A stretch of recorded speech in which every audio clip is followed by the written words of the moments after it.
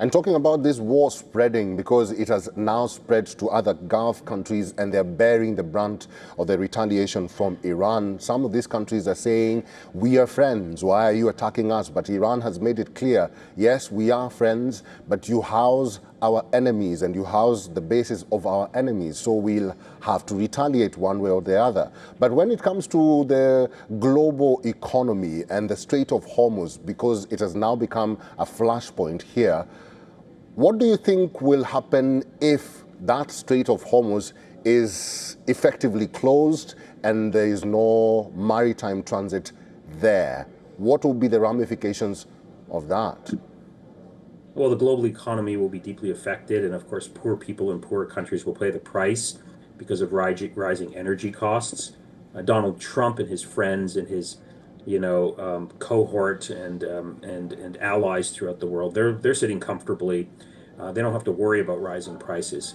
The Straits of Hormuz, as far as I understand it, is effectively closed right now, and energy prices are skyrocketing. With respect to the earlier part of your question, these neighboring Arab countries, you're right.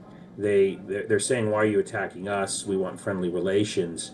And Iran does point out, as you mentioned, where you're housing American military bases that are now bombing us and trying to topple the regime in power. But it's actually much worse than that.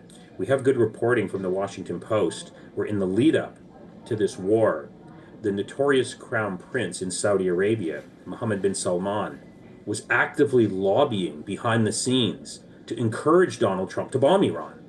So, and there's also a report in CNN suggesting that the other notorious leader in the Emirates, Mohammed bin Zayed, has been doing the same thing. So these countries now can't play it and have it both ways, claiming that they want good neighborly relations, but then secretly and privately coordinating with the United States and Israel to bomb Iran. So this is going to reorient relations between Iran and its neighbors. They're going to have to go back to the drawing board. And these countries in the region, particularly Saudi Arabia and the Emirates and Bahrain, can't sort of play innocent here as if they're bystanders and they're not actually part of the problem that is inflamed the entire Middle East with huge ramifications for the entire world. Well, the United States was a trigger, and now Israel is having a field day in that region because they're continuing their bombing campaign in Tehran. And now there's another country which is bearing the brunt of Israeli offensive, and that is Lebanon. And we do understand that 31 people have already died in Lebanon, and people are fleeing as we speak from Lebanon or from the capital of Lebanon in Beirut. What do you think is emboldening Israel to do this? And will it go on for a long time or for a while now? And what can control that? What's emboldening Israel is the fact that there's no one to stop them. The United States is encouraging them, arming them. The European Union is completely weak and incompetent. They won't say anything or do anything except perhaps issue a very mild statement. And then critically, and I want to point this out, critically, all of the Arab states and all of the Arab leaders are completely, impotent, incompetent. In many ways, they're actually secretly behind the scenes, as we saw during the genocide in Gaza, coordinating with Israel to clobber groups like Hezbollah and Hamas.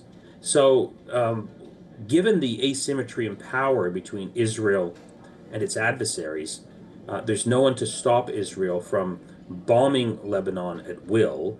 And the last point that I'll make is that, in 2024 November, there was a supposed ceasefire that was negotiated between Israel and Lebanon. Every single day, it wasn't broken. It was broken every single day for over a year. And sometimes on two times per day. So the question is, well, why is the ceasefire not holding?